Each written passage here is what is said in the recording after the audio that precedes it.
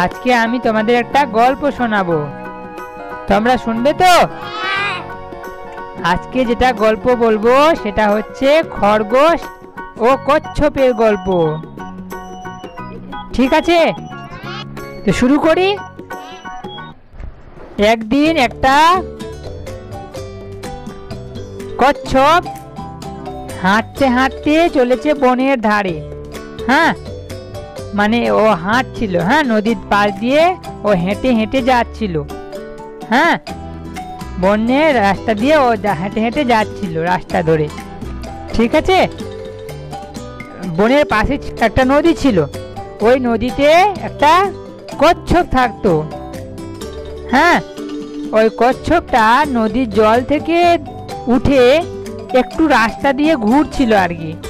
হ্যাঁ, ও প্রতিদিন নদী থেকে উঠে একটু ঘুরে আসে বাগান থেকে। হ্যাঁ, ও তো দু জায়গাতেই থাকতে পারে, আমরা জানি। কচ্ছপ কোথায় থাকে? ও জলেতেও থাকে, আবার ডাঙাতেও থাকতে পারে না। হ্যাঁ, আজ আমরা জানি কচ্ছপ হচ্ছে সরীসৃপ প্রাণী না। হ্যাঁ, কচ্ছপ বুকে ভর দিয়ে চলে, অথচ ওর 4টি পাও আছে, আবার আছে না। হ্যাঁ, ও পা দিয়ে খুব কমই ব্যবহার করে, বেশিরভাগ বুকে ভর দিয়েই চলে। হ্যাঁ, তো কচ্ছপ কি করেছে, একদিন নদী থেকে উঠে, ও বনের ধারেই তো নদী, তো উঠে বনের পথ দিয়ে ও হাঁটছিল। হ্যাঁ, ওই সময় একটি খরগোশও সেই বনের মধ্যেই দিয়ে ওই রাস্তা দিয়ে হাঁটছিল। খরগোশটা হাঁটতে হাঁটতে দেখতে পেল যে একটা কচ্ছপ হেঁটে হেঁটে চলেছে ওই পথ দিয়ে। কিন্তু ওই যে খরগোশটা ছিল, ঠিক আছে, ও কচ্ছপের হাঁটা দেখে হাসতে লাগলো। কেন হাসতে লাগলো? কেননা কচ্ছপটা জোরে হাঁটতে পারে না, ও আস্তে আস্তে অনেক ধীরে ধীরে হাঁটে। ওর হাঁটা দেখে খরগোশের হাসি পেয়ে গেল। কচ্ছপ এবার, ঠিক আছে, তার হাসি দেখে বিদ্রুপ করছিল তো খরগোশটা, তো বিদ্রুপময় কথা শুনে কচ্ছপটা খরগোশটাকে বলল, ভাই হাসছো কেন আমাকে দেখে? তখন খরগোশ বলছে যে তুমি এত ধীর গতিতে হাঁটছো, তাই আমি হাসছি। ঠিক আছে, তো বলে তুমি কোনোদিনও আমার মতো হাঁটতে পারবা না। ঠিক আছে, তখন কচ্ছপ বলল, তাতে কি হয়েছে, আমি আস্তে হাঁটলে কি হলো, কিন্তু হাঁটছি তো, এরকম বলছে। হ্যাঁ, কি বলছে, যে আমি তো হাঁটছি, আমি ঠিক গন্তব্যে পৌঁছে যাব। তুমি বলে, দূর, তুমি যত আস্তে হাঁটছো তোমার চলাই বৃথা। তখন কচ্ছপটা মনে মনে দুঃখ পেল। হ্যাঁ, এবং ওই হার মানতে চাইলো না। কে? কচ্ছপটা হার মানতে চাইলো না।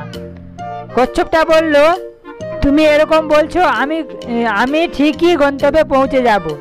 হ্যাঁ, তখনকার বলছে খরগোশ বলছে, তুমি আমার মতো পারবে না। কে বলছে? খরগোশটা বলছে যে তুমি আমার মতো হাঁটতে পারবা না। ঠিক আছে, তখন খরগোশটা আরো বললো, তুমি আমার সঙ্গে প্রতিযোগিতা, দৌড়ের প্রতিযোগিতা, দেখি কে জিতে। ঠিক আছে, তখন পাশে একটা দিয়ে যাচ্ছিল একটা হাতি। ঠিক আছে, হাতিকে তারা কি করলো, কি বানালো, ওদের দেখার জন্য বললো। খরগোশ বলছে যে আমি এবং কচ্ছপ এরা দুজন মিলে আমরা প্রতিযোগিতা করেছি, দৌড় প্রতিযোগিতা, তুমি দেখবে তো আমরা দুজনে কে জিততে পারছি। হ্যাঁ, তখন ওরা দুজন প্রতিযোগিতা শুরু করলো এক জায়গা থেকে। হ্যাঁ, খরগোশ তো দিল দৌড়। হ্যাঁ, নিমেষের মধ্যে ও প্রায় গন্তব্যের কাছে পৌঁছে গেছে। আর কচ্ছপটা আস্তে আস্তে ধীরে ধীরে ধীরে ধীরে হেঁটে হেঁটে চলেছে। কে? কচ্ছপটা ধীরে ধীরে হাঁটছে। আর এক সময় গন্তব্যের কাছে কে খরগোশ তো প্রায় পৌঁছে গেছে। আর দেখলো যে পিছিয়ে গেছে, দূর, কচ্ছপ তো আমার থেকে অনেক পিছিয়ে আছে। এবং যেতে যেতে ও দেখতে পেল যে কি একটা জায়গায় অনেকগুলো ঘাস, সুন্দর সুন্দর ঘাস আছে। হ্যাঁ, এবং পাশে কি আছে, মিষ্টি আলু লাগানো আছে। ঠিক আছে, একটা মিষ্টি আলু, হ্যাঁ অনেকগুলো মিষ্টি আলু ছিল লাগানো, হ্যাঁ একটা জমিতে। তো ওইখানে ও ভাবলো যে একটু সুন্দর ঘাস, একটু মিষ্টি আলুগুলো খেয়ে নি, তারপরে আবার একটু হাঁটলেই তো আমার, আর দৌড় দিলেই তো আমি পৌঁছে যাব। তখন কি করলো, আর কচ্ছপ তো অনেক দূরে আছে। তখন খরগোশটা একটু খাবার খেয়ে নিল, খেয়ে এবার দেখছে, তবুও দেখছে যে কচ্ছপ অনেক দূরে আছে, তার কোনো আসতে ওর অনেক সময় লাগবে। তখন ও ভাবলো যে একটু বিশ্রাম করে একটু বসে যায়।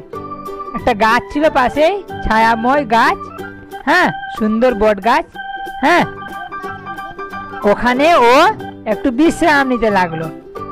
যেই বিশ্রামে লাগলো অমনি ওর ঘুম পেয়ে গেল। কার?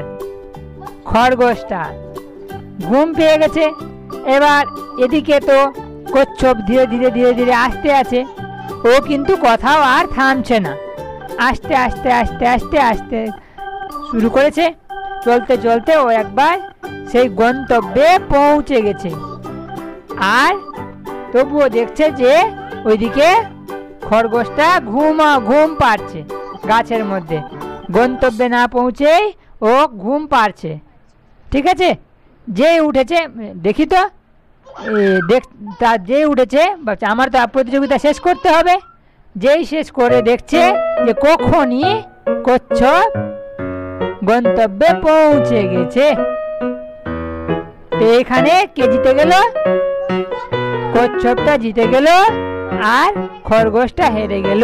এটা কে ঘোষণা করলো?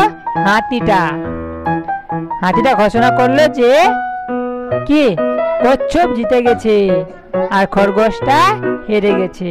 তখন খরগোশ উচিত শিক্ষা পেল যে কারো কখনো কিরে দেখে কিরে বিদ্রুপ করা উচিত নয়।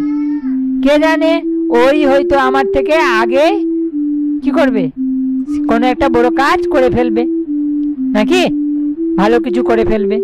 ছোট থাকলে কি হলো, না ছোট থাকলে যে সে কাজ পারবে না করতে এমনটা নয়। হ্যাঁ, ধীরে ধীরে চলতে গেলে একদিন ঠিক আস্তে আস্তে নিজের গন্তব্যে পৌঁছে যাওয়া যায়, নিজের লক্ষ্যে পৌঁছে যাওয়া যায়।